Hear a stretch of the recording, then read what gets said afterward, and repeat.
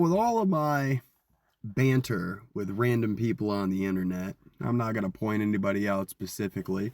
Out of all of the people, how come no one makes as good of a point as good old Charlie? The president has just said that we need to move on from the Epstein files into something that people care about. Let that marinate for a second. Really think about that. Why is he trying to make it seem like the raping of children, the sex trafficking of children, the cannibalism, the torture, the murder is not something you should care about? And this is all perpetrated by potentially the most powerful people in this country. Why is the president and his administration trying so hard to bury this and get people to move on without even trying to investigate or hold anyone accountable that's named in these files? It's just crazy.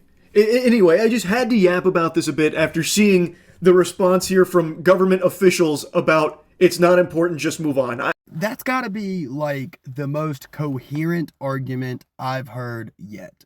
And for all of the people out there that say I'm a bootlicker, that say I'm a pedo supporter, that I'm this, I'm that, I support predators, it's all not true. You could say what you want about me. It doesn't really bother me. I'm pretty content with who I am and how I think.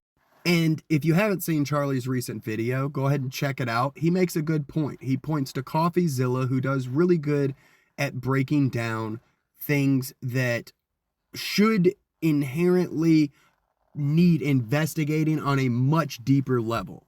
I agree with everybody who says that it doesn't matter which side of the party line you fall on. Left, right, Republican, Democrat, independent, it doesn't really matter. People genuinely care about this, and we should not just be pushing past it. I do want deeper investigations into some of the allegations that are going on here. According to reports, there are 6 million files. They've only really released half of them. I think that they should release all of them, every single bit of evidence. Put it all out there and let the cards fall as they may. I also watched Upper Echelon's recent video. I believe it was his most recent video, explaining some of the things that definitely seem extremely shady and like they deserve deeper scrutiny and deserve deeper investigations. I don't really care about people's emotions when it comes to this. I think that a lot of people are muddying the waters and they're not really approaching this in a manner that is logical, so to speak. That's why I do listen to a majority of people on all sorts of different sides of the spectrum. Charlie, CoffeeZilla, Upper Echelon. All of these people are very critical of the administration. And I think it's good to be overly critical of people who are in high positions of power because they are there to serve the American public. They are there to protect the most vulnerable in our society, like women and children. No one deserves to have bad things happen to them. If you are a bad person and you have done horrendous things, you do deserve to have bad things happen to you, such as going to prison.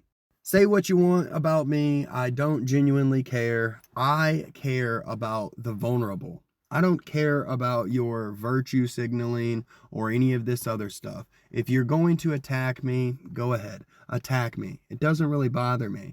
But do not conflate my scrutiny of your arguments with the fact that I don't care or that I'm a predo defender.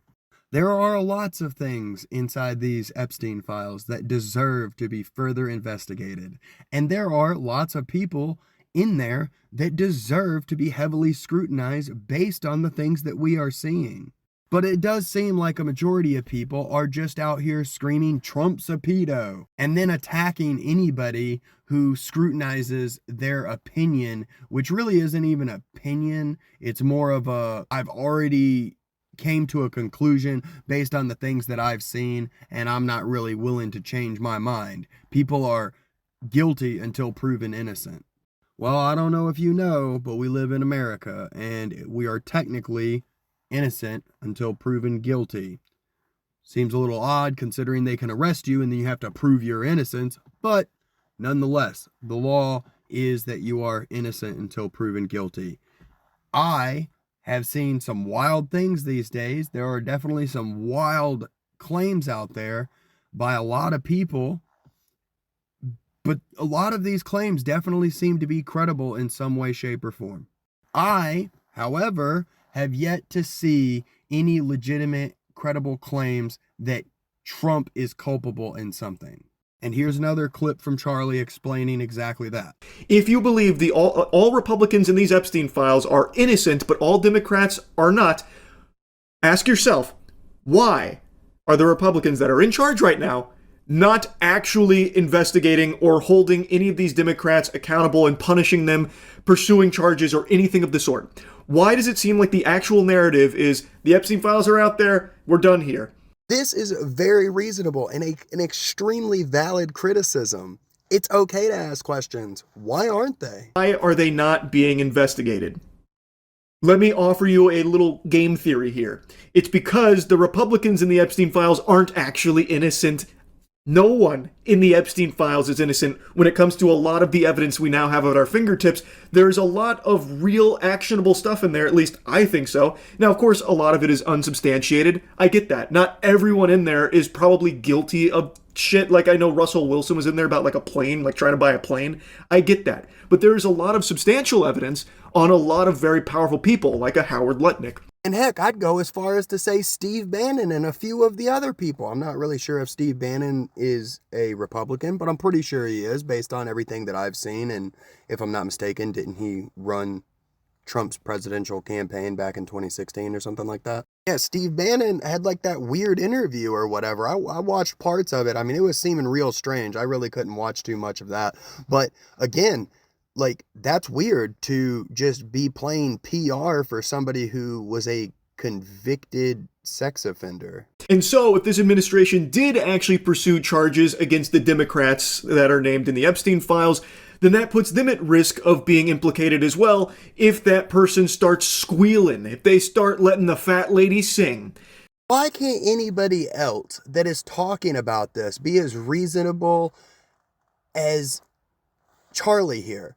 Or as reasonable as CoffeeZilla or Upper Echelon, where they just kind of provide some semblance of their opinion or their outlook on the situation, and then just let people think for themselves. Meanwhile, tons of people that I talk with, they just blatantly attack people and this, that, and the other thing. Don't get me wrong, Charlie kind of does that too. He pretty much says anybody supporting the administration is pretty much just deep-throating their penis.